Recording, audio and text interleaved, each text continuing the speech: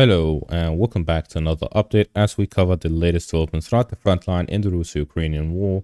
We start out in the direction of Robotine, where fighting continues in two main areas. In the direction of Robotine itself, to the north of it by the supply road in and out of Robotine, and to the east by Verbove, where the Russians are looking to close off the final parts of the Surovikin line, leaving it fully under Russian control with no Ukrainian infiltration across it. So what we're seeing is that in the eastern parts, fighting continues, but there is some resistance by the Ukrainians. As such, the Russians have not managed to make further advancements than the last time, but the fighting is taking on here very heavily. As for the Robotine direction, there's a lot of back and forth to the point where both sources claim that the line of contact between the two sides is very dynamic. It changes all the time, and there's no clear indication as to who controls what due to how often it changes. To anyone who isn't at the front line, it is very difficult to keep up. As such, we hear reports that the Russians continuously gain footholds and then are pushed out. The main reason for that is this picture here. As we see, the village itself is completely destroyed. There's not a single building standing. It's just rubble. It's just like another open field. Why the fighting is focused around such an empty space filled with rubble, to be honest, completely baffles me. It's likely because all of the fortifications are centered around the village.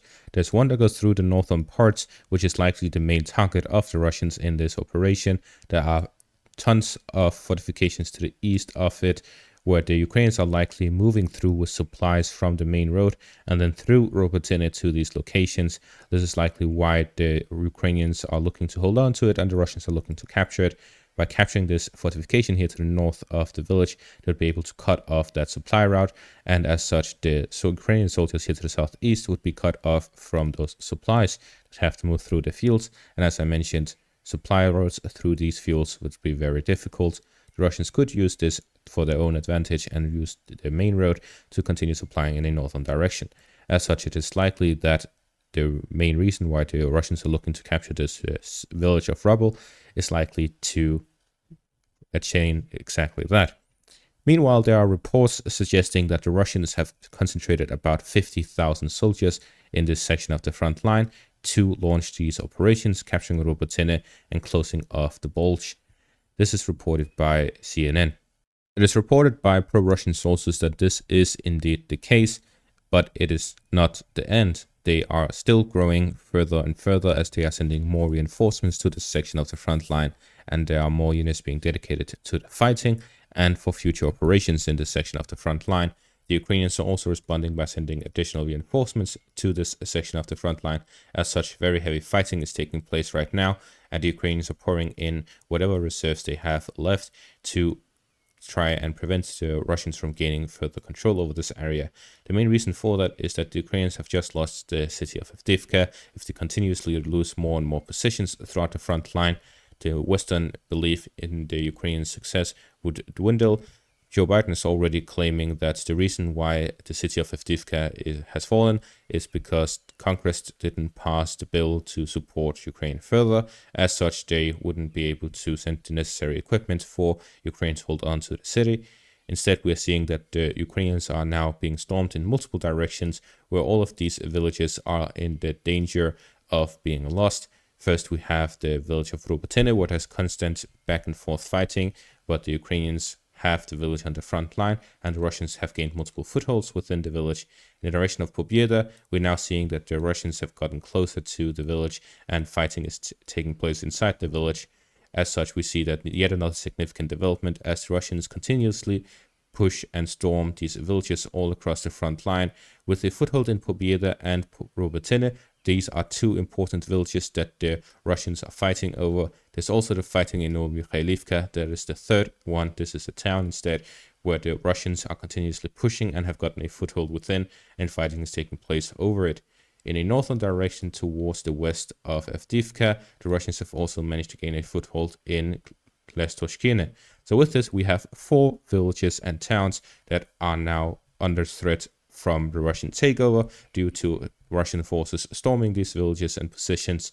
So we see that there is constant efforts by the Russians to storm all of these different locations, and these are 4 different ones at multiple front lines, where the Russians are simply getting closer and closer to gaining control over them, and they're all at very significant positions. Pobeda itself will allow the Russians to start attacking in the direction of Konstantinivka from the north, and it will also allow them to attack in the direction of Novomikhailivka from the north. It is also acting as an outpost for the Ukrainians, as it's the only Ukrainian position here in these vast heaps of open fields to the southwest of Marinka. If the Russians gain control over this, the Ukrainians would have no artillery positions all throughout these areas because they would be vulnerable to direct assaults, attacks, and other by the Russians, as the Ukrainians would have no forward positions from this position. Other than that, the Russians would be able to launch attacks to the north of Novomikhailivka securely with the flank secured. By capturing Pobeda, fighting would be immensely more difficult for the Ukrainians in Novomikhailivka. Novomikhailivka itself would allow the Russians to attack directly towards Konstantinivka from the east and allow them to advance further in the southern direction, as they would have the northern flank secured. As such, they could concentrate larger forces and launch bigger operations. So there is all of these facts that allow the Russians to develop the situation further if they capture these villages. In the direction of Lastoshkine, the village itself would allow the Russians to then attack Tonenke and Sheverne from better positions, or attack directly towards Orivka, cutting off Tonenke and Sheverne from their only main supply route, that is a paved road. And as such, the Ukrainians would be left without proper supply for Tonenke and Sheverne, allowing the Russians to just starve them out. So there are all of these possibilities with the capture of Lastoshkine. The Russians will get a significant advantage in this section of the front line. Further south, in the direction of Robotine, if the Russians capture Robotine, then they could essentially close down this whole bulge that the Ukrainians captured during their summer offensive. So these are all extremely important villages and towns across the front line in the south that the Russians are storming and have a foothold within. The next one is Sinkivka, yet another important village that the Russians have a foothold within. As with the capture of Sinkivka, the Russians would be able to gain control over the forest lines here to the north of Kupiansk and start developing their offensive operations towards the city itself, with fighting would be centered around Petropavlivka and the eastern parts of Kupiansk and the forest patches thereof, but it will most importantly allow for direct fire between the Russian positions in the forest areas and Kupiansk itself, artillery battles between the two sides, as the proximity is very close. As such, we see that there are numerous villages across the front line that the Russians have foothold within. In the east of Terenia, Polivka, Sarishne and Torske, the Russians are also very close to gaining a foothold, and with these positions, the Russians could develop an offensive operation here and gain control over the east of the Sirbets River. So yet again, another position where the Russians are very close to attacking and storming. As such, we see that throughout the front line, we can see that the Russians are very close to capturing numerous villages and towns that are all at significant positions close to the front line that the Ukrainians have held on to for a very long time. If the Russians capture all of these in a short span of time between each other, the morale drop of the Ukrainian army would be significant, because imagine a meeting between soldiers from 5 different areas from each and every front going about their day. They meet in a specific area and they report to each other's superior, and they all end up with, well, I was fighting in Sinkivka, and Sinkivka has fallen. I was fighting in Robotine, Robotine has fallen. I was fighting in Lastoshkine, Lastoshkine has fallen, and so on. And suddenly they all are in this circle of defeat. While in the other periods of times, they would say, well, I'm holding on to my area, and so on. Of course, this is not necessarily something that would happen, but the point is there. The Ukrainian soldiers do speak with each other. They do speak with the general public. They do watch whatever on the internet.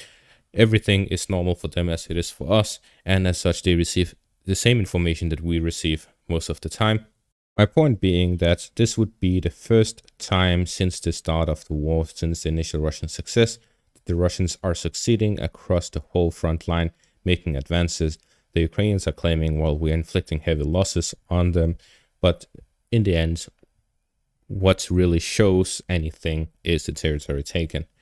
And as such, no matter what claims anyone has about the losses of the enemy, it's all BS in the end. The Russians also launched a small attack here to the southwest of Novodonetsk and managed to recapture this field here. This is pretty much insignificant, no significance to this advance, but it shows that there are some operations by the Russians in this section of the front line, which has otherwise been fairly silent. Similar to the Volodar direction, there's been one single advance throughout the months of February, and other than that, it's been pretty silent. And that is going to be all for this update. Thank you all for watching and have a great day.